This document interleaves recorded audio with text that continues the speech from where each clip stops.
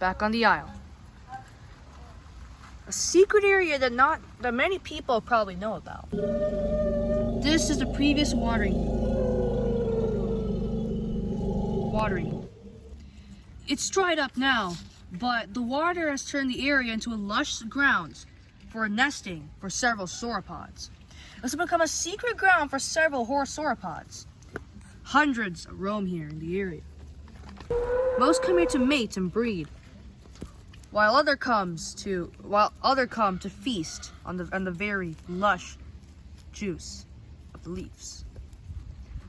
We have tiny creatures such as the Anchisaurus, barely the size of a human, and also the very tall Pelorosaurus.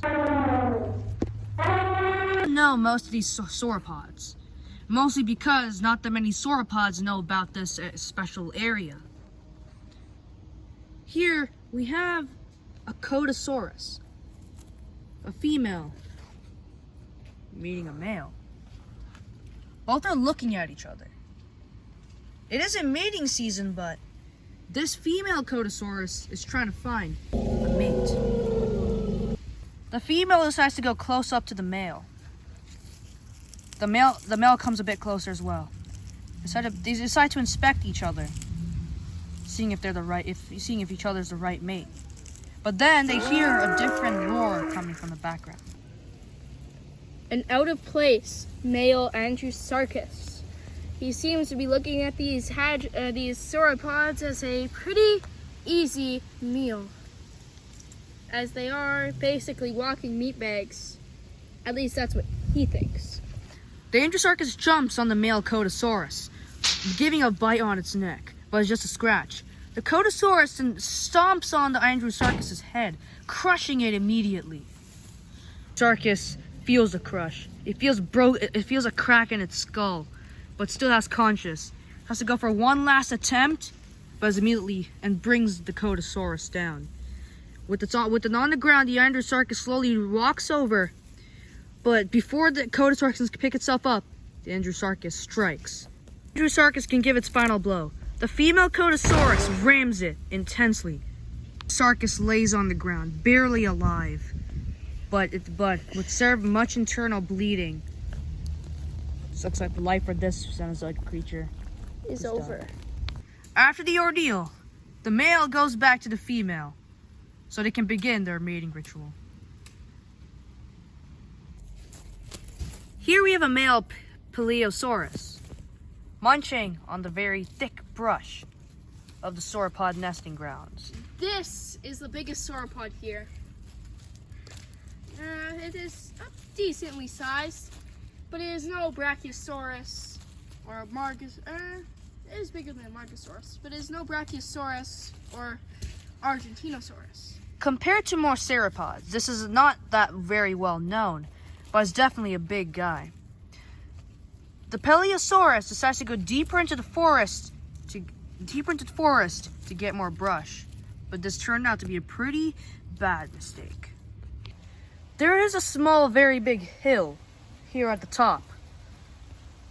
Looks like the Paleosaurus has gone onto it.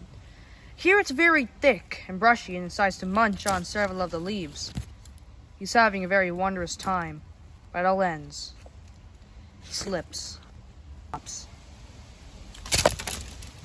On a branch, but he's barely hanging for his dear life. He's a big creature, and the trees cannot support him.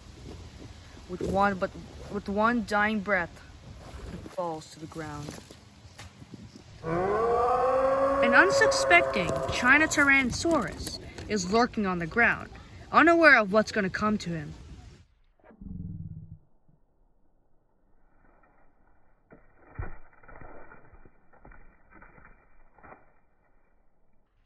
Blood is all over the surrounding areas.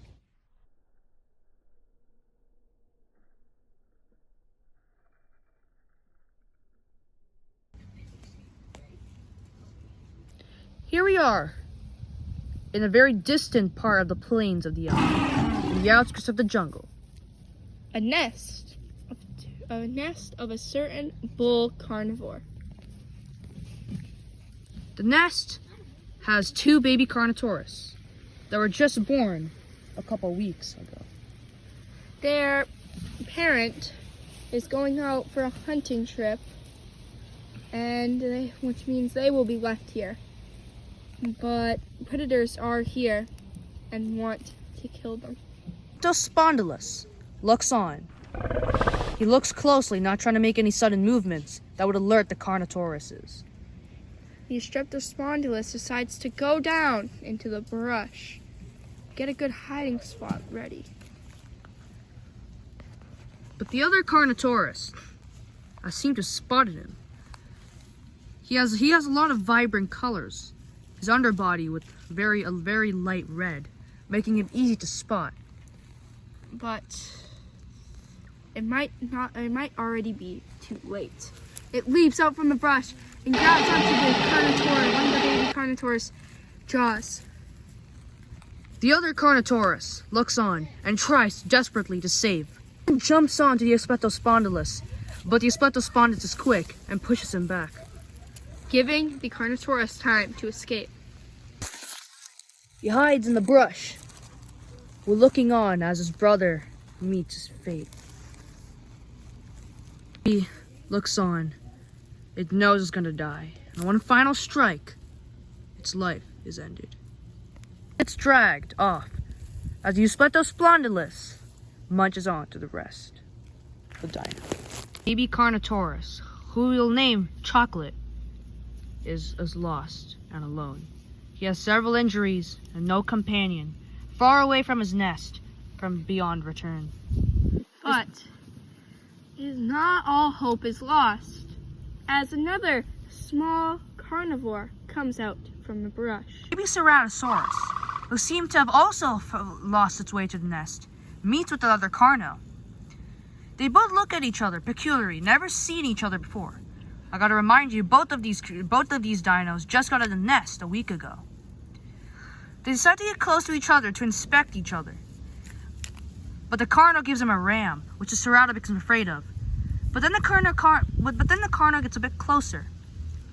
Almost like the Cerato gets a bit closer, trying to comfort the Carno. They might think, because these aren't dinosaurs we're talking about, they're not very smart. They see horns and they think they're the same species. The thing is, these two decide to become companions after a bit of touching communication. We will see about these two pairs in another episode.